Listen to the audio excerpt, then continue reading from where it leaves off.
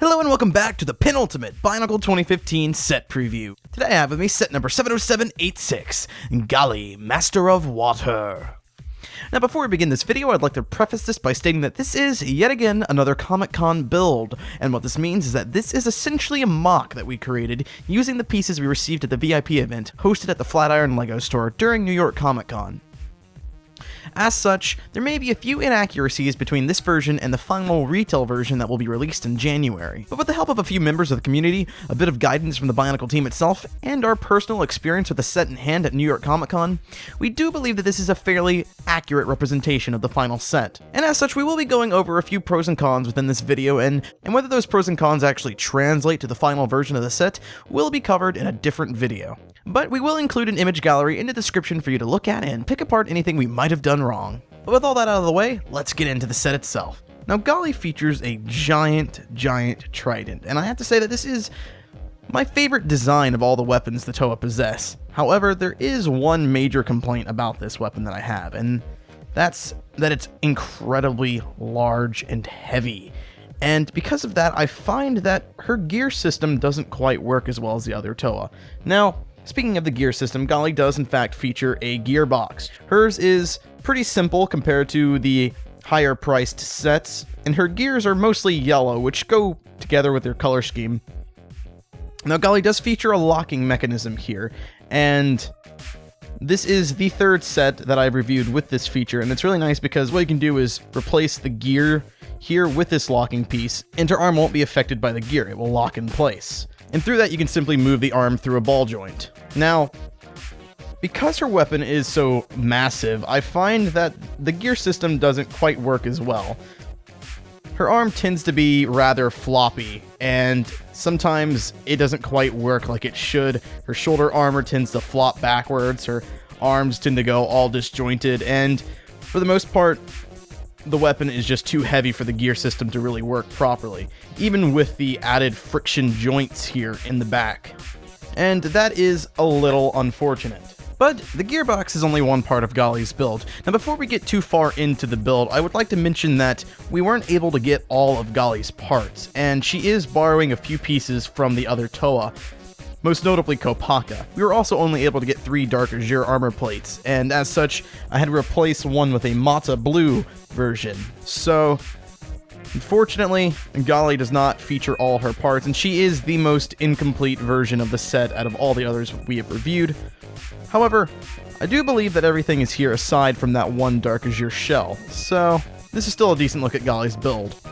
And what a build that is. Gali is one of the 3 smaller sets, retailing at $15 as opposed to the $20 that Tahu, Onua, and Kopaka are retailing for.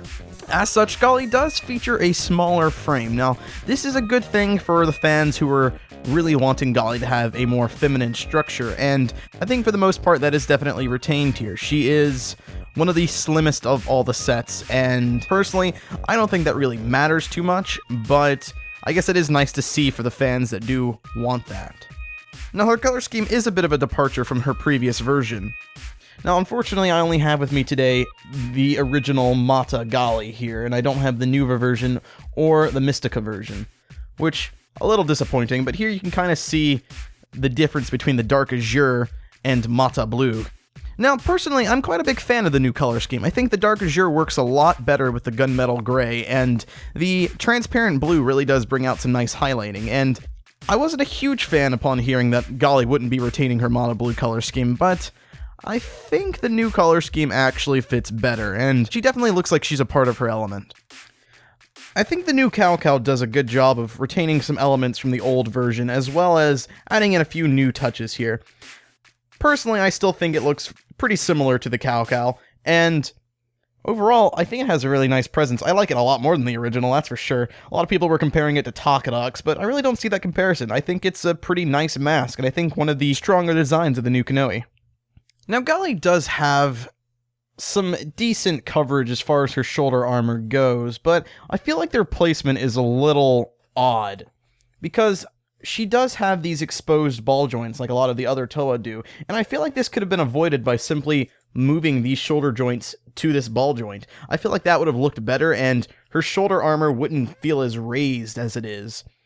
And here is another look at the gearbox system. As with the other Toa, she is comprised of two separate builds. One, a wire frame to host all of her armor plating, and the other one for the gearbox and arms to attach to. Also, as with the other Toa, Gali does feature a printed chest piece. Now, I'm actually a big fan of this design. For the other ones, I wasn't too keen on them because I feel like they were a bit too scribbly.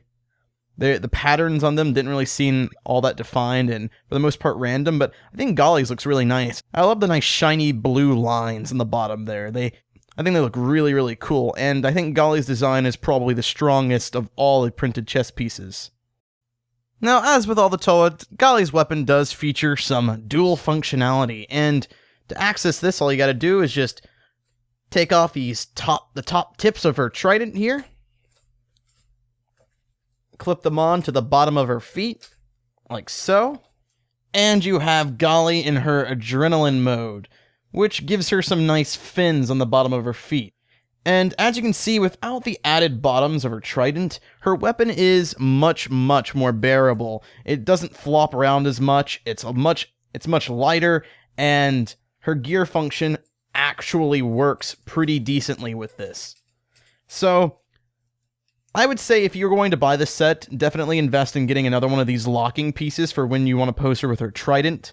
But when she's in her adrenaline mode, I think the gear function works nicely, and as intended. And by adding the complimentary golden mask of water, you have yourself Gali in full adrenaline mode. Gali also comes with her own skull spider, and this one is a nice metallic gray here, and looks pretty cool. Definitely fits with her color scheme, I would say. And this can, of course, clip onto her face, like so. And there you have the face hugger right there. As I said before, definitely think this fits her color scheme. I think the gray actually works on her. Pretty intimidating looking, actually. But that is pretty much it for Gali. I think, for the most part, she has a pretty solid build. There are a few things that I would personally change, and while she may have a few flaws, I think that she is a pretty nice successor to the original. And with that, we have concluded all of our BIONICLE 2015 Toa set previews. Unfortunately, we do not currently have the Protectors or Lord of Skull Spider, so we cannot review that for you guys, but once it is out in January, we will definitely put up a video. Now, I do have one more video planned after this review, and that is a set overview, and we're going to be taking a look at all 6 Toa and comparing them side by side. So definitely stay tuned for our final BIONICLE 2015 set preview.